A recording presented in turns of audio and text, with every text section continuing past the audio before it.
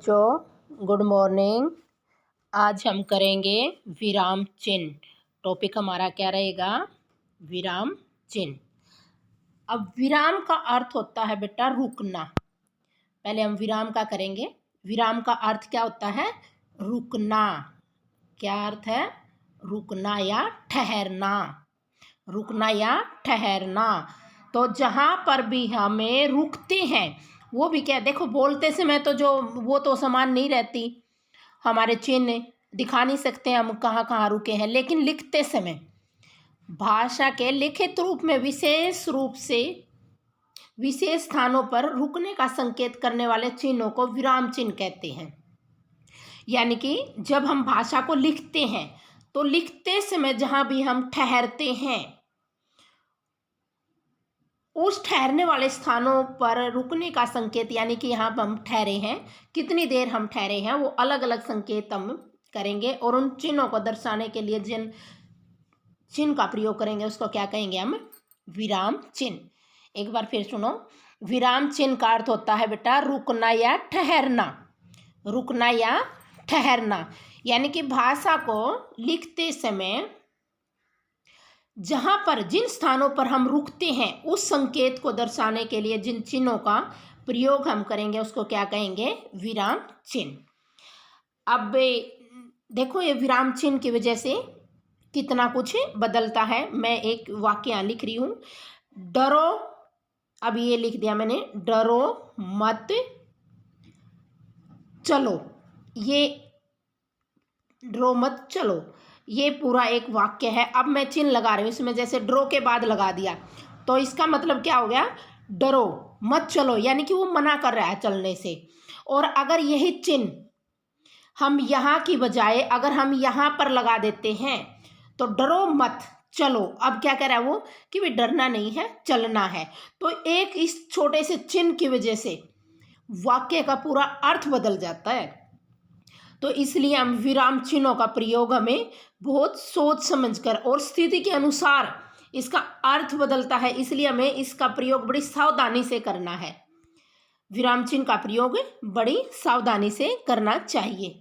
तो अब कुछ यहाँ पर मुख्य विराम चिन्ह है, मैं उनके बारे में बताऊंगी आपको। पूर्ण विराम, जिसका चिन्ह ये होता है बेटा एक सीधा डंडा। तो आप इसको पूर्ण विराम यानी कि वाक्य जहाँ पर पूरा हो जाता है, और वो वाक्य भी कैसा? सामान्य, यानी कि प्रश्नवाचक भी नहीं होना चाहिए, विस्मय सूचक भी नहीं होना चाहिए, बल्कि वो क्या होना चाहिए? विस्मय सूचक और प्रश्नवाचक वाक्यों को छोड़कर जो वाक्य के अंत में लगाया जाता है उस चिन्ह को क्या कहेंगे? पूर्ण विराम। क्या कहेंगे? पूर्ण विराम। जैसे सारा घर धूल से अट गया, हम यहाँ पर विराम देंगे तो उसके बाद हम क्या लगाएंगे? राम स्कूल गया, तो बाद में हम विराम चिन्ह का प्रयोग करेंगे। कौन से का? पूर्ण विराम का, यानी कि हमारा जहाँ पर वाक्य कंप्लीट हो जाता है उस वाक्य को दिखाने के लिए हम पूर्ण विराम का प्रयोग करेंगे। अब दूसरा है अर्धविराम। अर्धविराम का मतलब होता है बेटा जहाँ पर हम थोड़ा सा रुक, अल्प विराम से थोड़ा सा ज़्यादा रुकते हैं और पूर्ण विराम से थोड़ा सा कम रुकते हैं, तो इस चिन्ह का हम प्रयोग करते हैं। ये ऊपर एक बिंदी और नीचे अल्प विराम का चिन्ह होता है। ये इसको क्या बोलेंगे हम? अर्धविराम। यानी कि जहाँ पर हम पूर्ण विराम से पहले रुकते हैं और अल्प विराम से थोड़े से ज़्यादा समय के लिए रुकते हैं। अब जैसे आप कहोगे राम श्याम दिनेश, इसमें तो आएगा अल्प विराम। उसके बाद हम जैसे ये बोलेंगे कि भी हाँ मैं भी चलूँगा, यहाँ पर है हाँ के बाद हमने क्या लगाया है? अल्प विराम। जबकि अगर हम इस वाक्य से थोड़ा सा और ज़्यादा रुकेंगे, खूब मन लगाकर पढ़ो, परीक्षा निकट आ रही है या नज़दीक आ रही है, तो हम क्या लगाएंगे? बीच में अर्धविराम का प्रयोग करेंगे। हम किसका करेंगे? अर्धविराम का। अब अल्प विराम, अल्प का मतलब होता है बेटा थोड़ा, अल्प का मतलब थोड़ा, यानी कि जहाँ पर हम थोड़े समय के लिए रुकते हैं और उसको दर्शाने के लिए हम अल्प विराम यानी कि कोमे का प्रयोग करते हैं। किस चिन्ह का प्रयोग करते हैं? अल्प विराम का। जैसे अभी मैंने बोला राम श्याम मोहन सुरेश आदि आ गए हैं, तो इसके बीच में हम कुछ समय के लिए रुके तो हम क्या चिन्ह लगाएंगे, अल्प विराम। और जहाँ पर हम अल्प विराम से थोड़ा ज़्यादा रुकते हैं उस चिन्ह को दर्शाने के लिए हम अर्ध विराम का प्रयोग करेंगे। जैसे जो आज हमारा मित्र है कल वही शत्रु भी हो सकता है, यानी कि इन दोनों वाक्यांशों के बीच में हम थोड़ा सा रुके हैं तो इसलिए हम अर्ध विराम का प्रयोग करेंगे। उसके बाद प्रश्न सूचक चिन्ह। प्रश्न सूचक चिन्ह, प्रश्न सूचक कहाँ पर प्रयोग किया जाता है, प्रश्न जहाँ पर पूछे जाते हैं, क्या रास्ते में डाकू मिलते हैं, तुम कल कहाँ जाओगे, क्या हो रहा है, क्या खा रहे हो, इस तरह के वाक्य के बाद हम प्रश्नवाचक चिन्ह का प्रयोग करते हैं।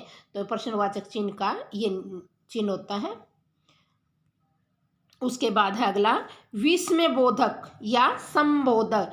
अब देखो संबोधन किसी को पुकारने के लिए, जैसे हे, उसके बाद भी हम ये चिन्ह लगाते हैं अरे, या विस्मय आदि बोधक जैसे हाय,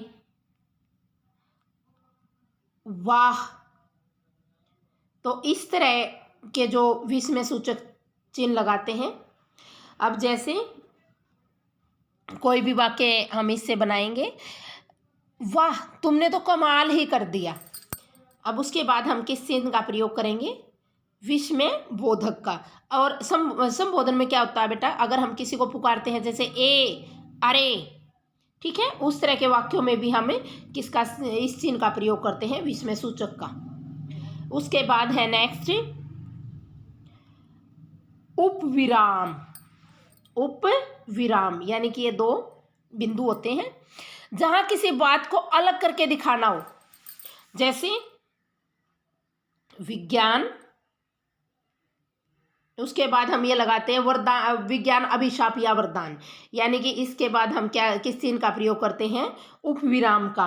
विज्ञान के बाद क्या चिन्ह का प्रयोग करेंगे, जैसे विज्ञान, उसके बाद वरदान या अभिशाप हम लिखेंगे यहाँ पर, वरदान या अभिशाप। अब हम वो लिखते हैं तो बीच में हम किस चिन्ह का प्रयोग करेंगे, उप विराम का, क्योंकि यहाँ पर हमें विज्ञान वरदान है या अभिशाप है, इन दोनों बातों को हम अलग करके दिखा रहे हैं, इसलिए हम उप विराम चिन्ह का प्रयोग करते हैं। आगे है निर्देशक चिन्ह या रेखा भी बोलते हैं इसको, निर्देशक चिन्ह या रेखा।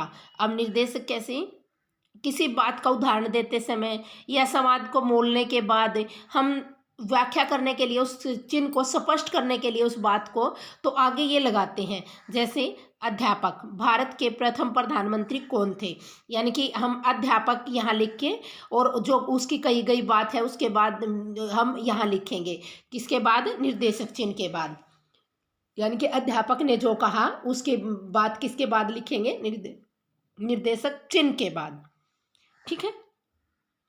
उसके बाद है विवरण चिन्ह। अब ये विवरण चिन्ह है बेटा, अगर जैसे मैंने वाक्य बोला भी पेड़ों के निम्नलिखित लाभ है, अब हम लाभ आगे दिखाएंगे तो उसका विवरण आगे देंगे, इसलिए हम इस चिन्ह का प्रयोग करेंगे। या जिस तरह से हम लिखते हैं, भाई संख्या के 3 भेद हैं, हमने क्या लिख दिया, संख्या के 3 भेद हैं। अब ये लिखने के बाद भेद हैं, अब ये लिखने के बाद हमने ये चिन्ह लगा दिया, यानी कि इसका मतलब विवरण इनके बारे में आगे दिया गया है। तो उसका उदाहरण अगली पंक्ति में देना हो या विवरण आगे देना हो तो क्या करेंगे, हम विवरण चिन्ह का प्रयोग करेंगे। ये बीच में ये एक छोटी सी लाइन होती है और दोनों तरफ ये बिंदी होती है, इसको विवरण चिन्ह बोलते हैं। अब आगे है लाघव चिन्ह। क्या है अगला, लाघव चिन्ह। लाघव का मतलब होता है बेटा संक्षिप्त करके लिखना, छोटा करके लिखना, जैसे हम डॉक्टर पूरा ना लिख के ऐसे लिख देते हैं, तो ये क्या है, ये चिन्ह, जो चिन्ह का प्रयोग किया हमने, ये लाघव चिन्ह है। लाघव चिन्ह जैसे पंडित लिखते हैं हम, तो यहाँ पर लाघव चिन्ह का प्रयोग करते हैं। ईस्वी लिखते हैं हम पूरा ना लिख के, ई लिख के यहाँ पर लाघव चिन्ह का प्रयोग करते हैं। तो इस तरह से लाघव चिन्ह का प्रयोग कहाँ कहाँ पर किया जाता है, जहाँ हम उस शब्द को पूरा न लिख कर यानी कि संक्षिप्त रूप में लिखते हैं, तो हम लाघव चिन्ह या का प्रयोग करते हैं। अब उसके बाद है उद्धरण चिन्ह। उद्धरण, जिसको आप इन्वर्टेड कॉमास बोलते हो, तो ये दो तरह के होते हैं उद्धरण, इकहरा और दोहरा उद्धरण चिन्ह। तो ये उद्धरण चिन्ह का प्रयोग हम क्या करते हैं, इसको अवतरण चिन्ह भी कहते हैं। क्या कहते हैं, अवतरण चिन्ह, यानी कि जो व्यक्तियों के उपनाम के साथ लगाते हैं, व्यक्तिवाचक नाम के साथ लगाते हैं। जैसे हमने यहाँ पर लिखा है कामायनी, प्रसाद जी की प्रसिद्ध ग्रंथ है कामायनी, तो हमने क्या लिखा है, कामायनी। इसके बाद हम लिखेंगे प्रसाद जी की का प्रसिद्ध ग्रंथ है, यानी कि कामायनी एक पुस्तक का नाम है इसका, तो हम इसको कोमे में लिख देंगे, वो किस में, सिंगल में। और अगर हम लिखेंगे कही हुई बात को ज्यों का, जैसे गांधी जी ने कहा करो या मरो, अब हमें पता है ये बात ज्यों की त्यों करनी है, तो हम इसको क्या करेंगे, दोहरे कोमे में, यानी कि दोहरे उद्धरण चिन्ह, जिसको आप इन्वर्टेड कॉमास भी बोलते हैं। तो दो तरह के हो गए और उद्धरण चिन्ह, पहले इकहरा और दूसरा दोहरा। तो इनका प्रयोग अलग अलग उसमें किया जाता है। उपनाम को दिखाने के लिए इकहरा उद्धरण चिन्ह का, और किसी बात को ज्यों का तो दिखाने के लिए दोहरे उद्धरण चिन्ह का प्रयोग हम करते हैं। अब आगे कोष्टक। कोष्टक का मतलब होता है ब्रैकेट बोलते हैं जिसको। तो ये क्रमसूचक अक्षरों के साथ भी इसका प्रयोग किया जाता है। जैसे हम लिखते हैं ए, उसके आगे बै लिख देते हैं, अगला वो दिखाने के लिए से जो भी है, तो क्रम से दिखाने के लिए उसका प्रयोग करते हैं। और कभी कभी उसी का अर्थ, दूसरा अर्थ, जैसे दूर की सोचने वाला, हम ये वाक्य लिख रहे हैं दूर की सोचने वाला है, जैसे सोचने वाला। अब हम इसका ब्रैकेट में दूरदर्शी भी दे देते हैं, यहाँ पर ब्रैकेट में क्या लिख सकते हैं, दूरदर्शी, यानी कि उसी का समान अर्थ दिखाने के लिए हम ब्रैकेट का प्रयोग करते हैं, जिसको कोष्टक चिन्ह कहते हैं। तो हम इसका प्रयोग इस तरह से करते हैं, यानी कि क्रमसूचक अंकों को दिखाने के लिए, जैसे ए, उसके बाद बै से, इसके यहाँ भी हम ब्रैकेट लगा देते हैं। और उसके अर्थ दूसरा अर्थ दिखाने के लिए, जैसे अभी मैंने दूरदर्शी लिख के दिखाया आपको, तो हम कोष्टक चिन्ह का प्रयोग करेंगे। उसके बाद है हमारा कोष्टक के बाद है योजक या विभाजक, जिसको हम जोड़ने वाला कहते हैं। योजक चिन्ह, जोड़ने वाला, योजक का मतलब जोड़ने वाला, या अलग करने, विभाजक का मतलब होता अलग। जैसे दो एक जैसे अर्थ है, लाभ हानि, दिन रात, काला काला, ऊपर नीचे, तो इस तरह के शब्दों के बीच में हम इसका प्रयोग करते हैं, किसका, योजक चिन्ह का। ठीक है, जैसे हनुमान सा भक्त, यानी कि हनुमान जैसा भक्त, तो सा के बीच में ये लगा देते हैं।